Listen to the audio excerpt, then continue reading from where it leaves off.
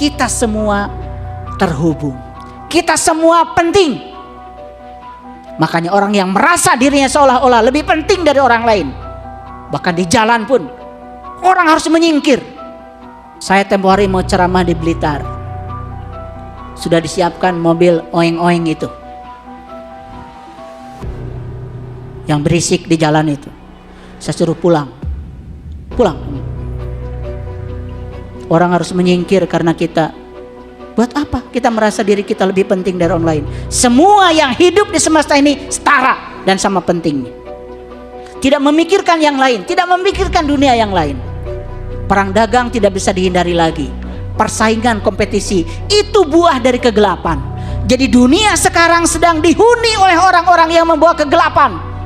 Dan kita butuh orang-orang yang berkesadaran untuk jadi pemimpin dunia. Apa yang terjadi? Krisis ekonomi sekarang sudah di ambang pintu.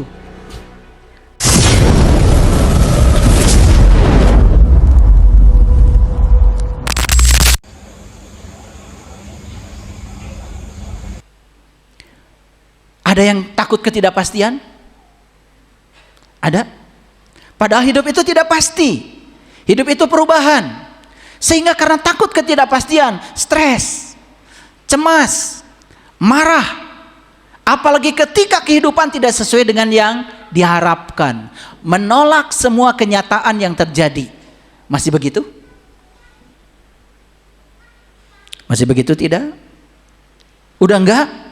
Bagus. Tapi kalau masih begitu, itu tanda kita masih tinggal di tempat yang gelap. Terjebak dalam penderitaan.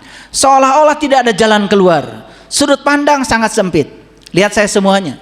Begitu ada kesulitan, terjebak dalam kesulitan. Seolah-olah tidak ada jalan keluar. Seolah-olah itu ada akhir dari kehidupan.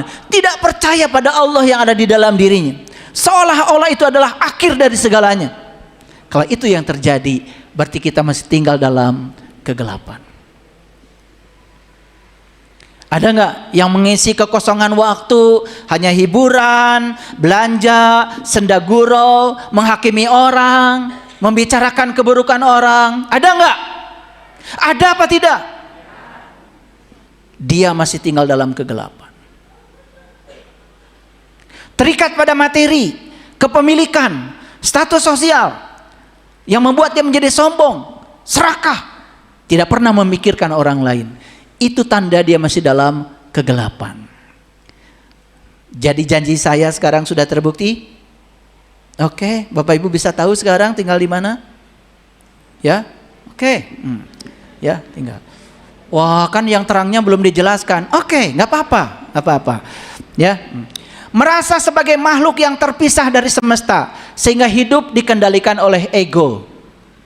Setiap orang yang merasa dirinya terpisah dari orang lain, terpisah dari makhluk lain, lihat orang seperti itu. Dia hanya mementingkan dirinya sendiri. Padahal tidak ada yang dia butuhkan hasil sendiri. Bapak Ibu sekarang lihat aja baju yang kita pakai ini. Siapa yang nanam kapasnya kita tidak tahu. Siapa yang menenun kapas menjadi benang kita tidak tahu. Siapa yang membuat benang menjadi kain kita tidak tahu. Siapa yang menciptakan mesin untuk mengubah benang menjadi kain kita tidak tahu. Siapa yang jahit pakaian kita tidak tahu. Adakah Bapak Ibu bisa hidup sendiri tanpa orang lain? Tidak. Kita semua terhubung. Kita semua penting.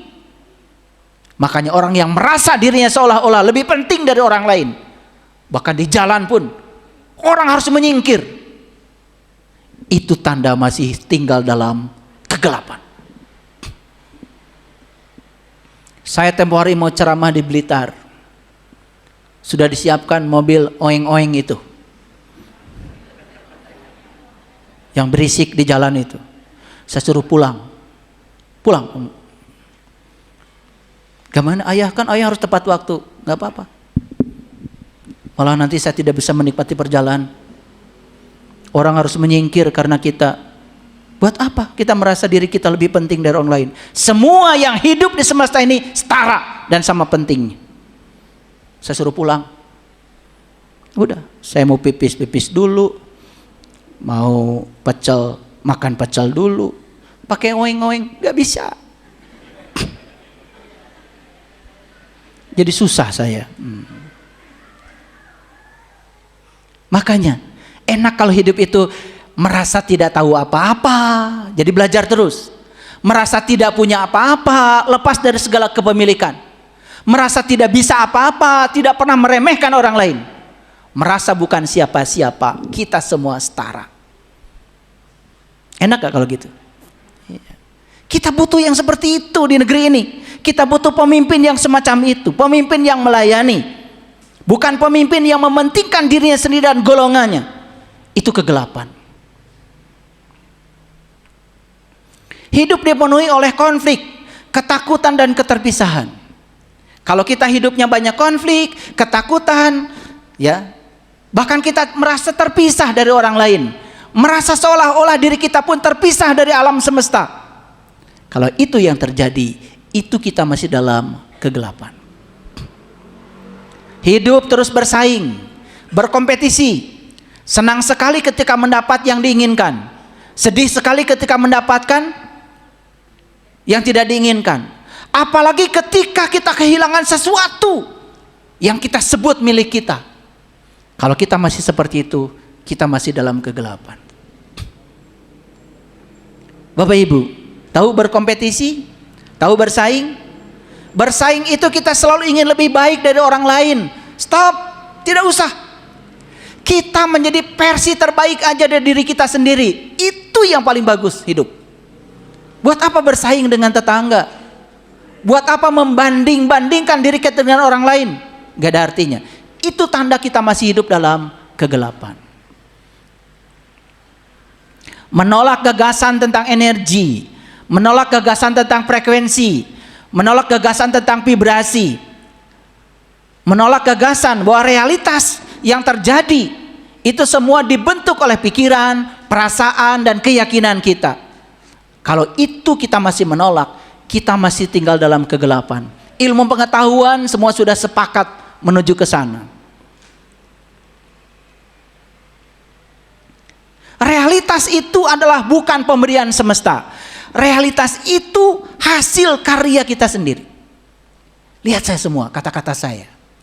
Kalau hari ini kita menyangka sakit pemberian dari Allah, miskin dari Allah, penderitaan dari Allah, tanda kita masih tinggal dalam tempat yang gelap.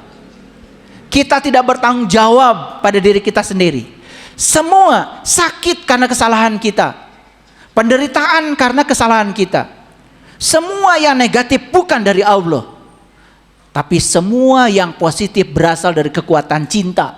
Itu semuanya dari Dia.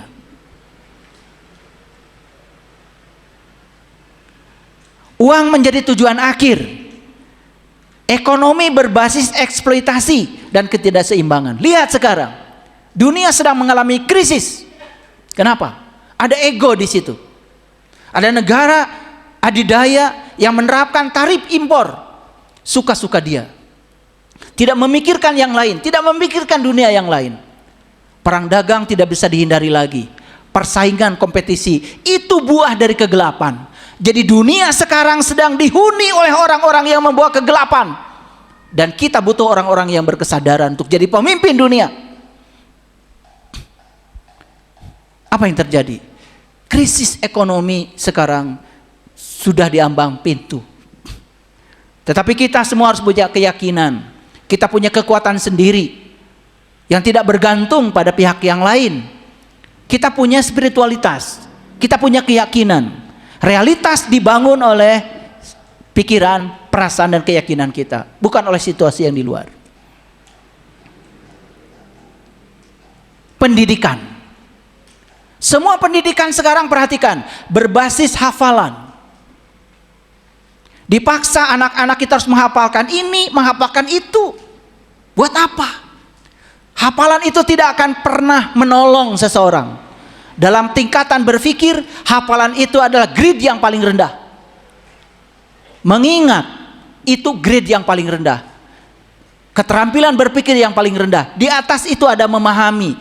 Di atas itu ada yang namanya menerapkan. Di atas itu ada yang namanya menganalisa. Di atas itu ada yang namanya evaluasi. Di atas itu ada yang namanya mensintesa. Kita butuh orang-orang yang bisa mensintesa pengetahuan. Apa yang terjadi? Pendidikan sekarang ulangan, mengulang-ulang apa yang sudah basi.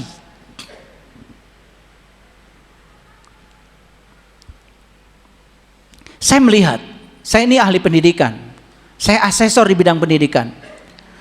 Ada tren yang menurun, daya kritis mahasiswa sekarang. Dulu zamannya saya, kalau dikasih pertanyaan kita mikir. Sekarang kalau mahasiswa dikasih pertanyaan, tanya Google, gak pakai mikir. Dan apa yang dikatakan Google dianggap sebagai kebenaran. Bayangkan, tumpul semuanya. Itu namanya brain rot, ketumpulan otak anak-anak sekarang. Saya tidak bisa ngasih pertanyaan-pertanyaan seperti dulu pada mahasiswa saya. Kalau ujian sekarang dikasih pertanyaan yang sulit, mahasiswa nggak bisa menjawab. Sekarang susah-susah tanya AI, susah-susah tanya Google. Tidak ada keterampilan berpikir untuk mengolah. Daya kritis hilang, daya kreatif hilang, daya kolaborasi hilang, daya komunikasi pun hilang. Di dunia pendidikan. Dunia pendidikan pun sekarang sudah gelap gulita. Mengukur keberhasilan dari hasil pendidikan bukan kesadaran, bukan kebijaksanaan, prestasi akademik, IPK, cum laude tidak cum laude. Mengerikan. Angka-angka itu yang dipakai untuk mengukur keberhasilan. Makanya pendidikan tinggi, keterampilan mencurinya lebih tinggi lagi. Dan korupsi justru dilakukan oleh mereka yang pendidikannya tinggi tapi tidak berkesadaran. Kita butuh pendidikan yang hidup di dunia terang. Pendidikan yang bisa membuka kesadaran dan kebijaksanaan. Ukuran bukan prestasi akademik. Sekarang pendidikan, universitas hanya menyiapkan manusia untuk bekerja. Dengan gelar akademik. Bahkan anak dipaksa untuk mengikuti standar yang kaku yang namanya kurikulum.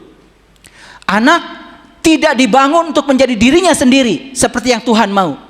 Tapi anak dibentuk sesuai maunya kurikulum yang buatan manusia, seperti yang manusia mau.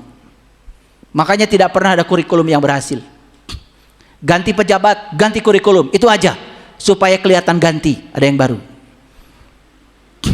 Hasilnya sama saja.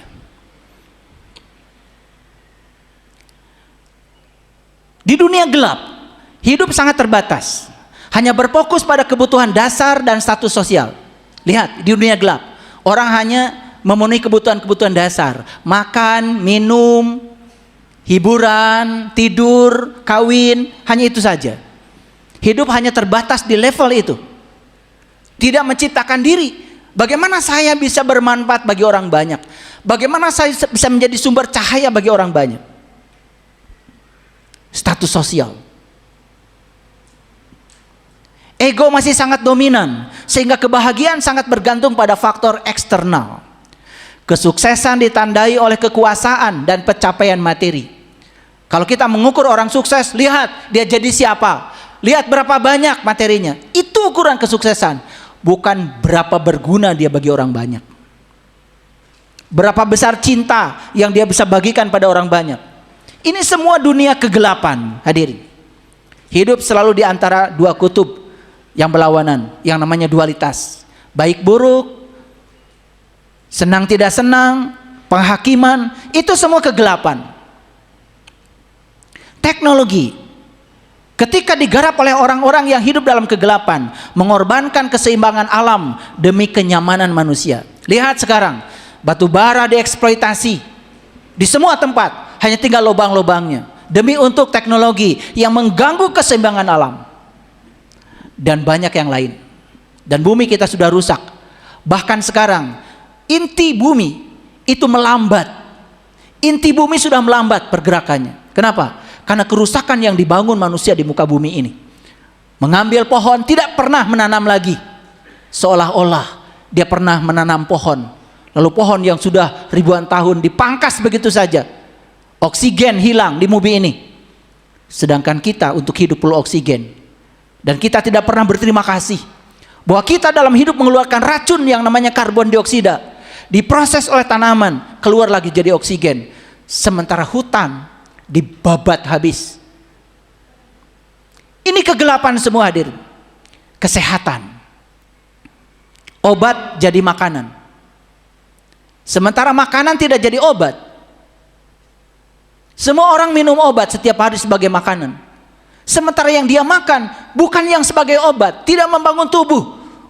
Padahal tubuh ini punya cara sendiri untuk mengobati semua penyakit yang ada dalam diri kita. Cara makan kita aja sudah tidak sesuai dengan yang dimaui oleh alam. Teknik pengobatan, menghilangkan rasa sakit, bersifat parsial. Tidak melihat akar masalahnya apa, tidak bersifat holistik. Ini tanda kegelapan. Politik, mendapatkan kekuasaan untuk kepentingan diri sendiri dan golongannya. Lihat, pada saat dia mau meraih kekuasaan, dia berjanji, apapun dia janjikan, demi untuk dipilih. Setelah terpilih, dia mengingkari semua janjinya. Ini pemimpin-pemimpin yang tinggal dalam kegelapan. Korupsi, kolusi, nepotisme merajalela di setiap aspek kehidupan. Bahkan